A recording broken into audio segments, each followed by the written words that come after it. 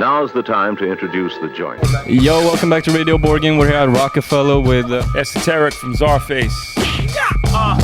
I'm down the Cape with a cape on. You 3 states away with no breeze, getting your fake on. Can you start off by explaining some of the whole tour situation and who you're with? Absolutely, man. I'm rocking with Vinnie Paz from Jedi Mind Tricks and my man Braun Dapper, the DJ. So we're on the road. We're doing 8 dates out here in Europe. You know, we have a lot of history together. The Army of the Pharaohs and Jedi Mind Tricks do a lot of records with each other. Been good friends for so many years, so it was a good idea to kind of do this run together. A lot of fun. And the whole Czarface with Inspector Deck in 7L. Yep. How did it all get started, you know? I'd say it's probably started back in '99 before we called ourselves Czarface. We had a record together called Speaking Real Words, which was our first collaboration. We recorded it in Brooklyn with Deck and kind of built a friendship from there. About a decade later, we came up with the idea to do an album together, and we didn't think it was gonna, you know, we weren't gonna put a lot of work into the marketing of it, but we decided as the record was coming out, maybe we should push this harder than we were initially thinking, and we came up with an idea of Czarface and have a character be the figurehead for the album to identify the records, an identity, kind of like Eddie from Iron Maiden, just this figurehead. And then as time went on, I started coming up with ideas for comic books, action figures. We all did, and it was just this thing that kind of grew into more than hip-hop, into storytelling with comics and toys, play sets, and things that connected on different levels. It's been a lot of fun.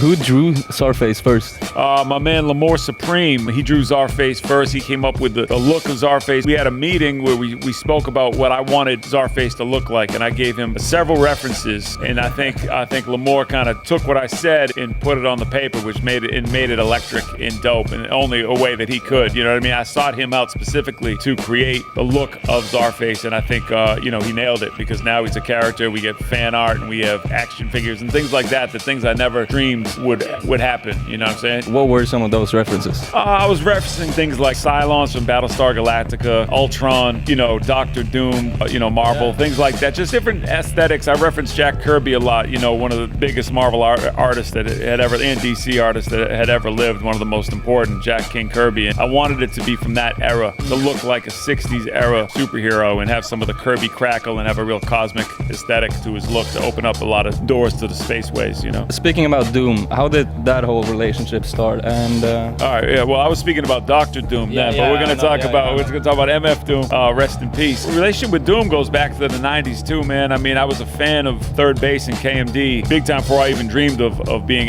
able to record my own music, and I would see them on MTV. They'd be like superheroes to me. And then a few years down the line, we started doing shows in New York City where this cat named MF Doom was performing, and he was a masked character, and we learned that this was actually Zev Love X from KMD, and we started doing showcases together and everything, and I was like, wow, this is Zev Love X, and he's kind of rebranded himself as MF Doom. And before he had that mask, he'd rock a stocking cap, because he was all about covering the face, because it's more about the music than the actual look. Where the irony of that is that the look itself became so iconic because of how the music and the lyrics and everything that he put forth, kids just, you know, loved it. So our relationship goes back to then, but we didn't decide to do a record together until probably the second Czarface album. He jumped on that album, and then we did a couple albums together, full albums. Yeah, we've been very, very fortunate to connect with Doom. Yeah. Rest in peace. How did you create like your sound, kind of like things you watch for when you make music? At this point, we've been doing music for decades now, but I mean, some of my biggest influences have been EPMD, Ultramagnetic MCs, Gangstar, Public Enemy, Boogie Down Productions, Jungle Brothers, Tribe Called Quest, De La Soul. The list goes on. I mean, there's a time capsule in hip hop about 86 to 94 that felt like about 40 years. It's some type of a time blip where those 8 years were it felt like decades and decades. Really molded and shaped the way a lot of the people that, you know, our counterparts, people we work with, all feel the same way about that. And I think that's where we draw a lot of our energy musically. It's not about being stuck in that era, but it's adding on to that era and the inspiration that we draw from that era. It's not really even just being nostalgic. It's become kind of a lifestyle. We actually got some gifts for you. This is from our sponsor called Lock. It's a hat store in Oslo. Oh, dope. And we got our own hats. Thank you, man. I am a Crip, so I don't know if I can fuck with that. Yeah, we were actually joking about that outside. Yeah, but that's dope. Thank you so much for your time, man. Yeah, no doubt. And good luck on your set. Okay, appreciate it, Seb. Do you have any shout-outs? Yeah, I want to shout out my man Seb, and I want to shout out the entirety of Oslo. Finns, where Hoth was filmed in Empire Strikes Back. I hope to make it out there tomorrow at some point. Am I pronouncing Finns right? Finns. Finsa, yeah, Finsa, no doubt. And then shout out to the Hop Wampa. Peace. Heads nod, pressure on your neck like a DDT. Heads nod, pressure on your neck like a DDT.